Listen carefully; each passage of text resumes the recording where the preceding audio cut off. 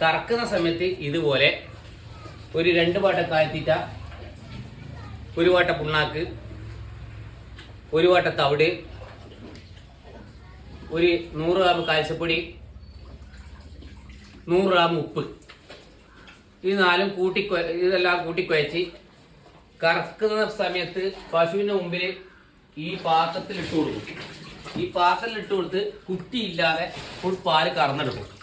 കുട്ടിയില്ലാതെ കറന്നെടുത്തതിന് ശേഷം അരമണിക്കൂർ കഴിഞ്ഞതിന് ശേഷം കുട്ടിനെ കുടിക്കാൻ തുറന്നു വിടും.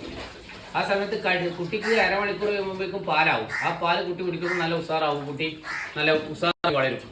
പിന്നെ ഇങ്ങനെ കാര്യത്തിൽ കറക്കുന്ന സമയത്ത് വെച്ച് കൊടുത്ത് കറക്കുമ്പോൾ ആ ഈച്ച പറ്റി കടിച്ചിട്ട് പാല് കുറയോ അല്ലെങ്കിൽ മറ്റേ ചവിട്ടോ കാര്യമോ ഒന്നും ഉണ്ടാവില്ല.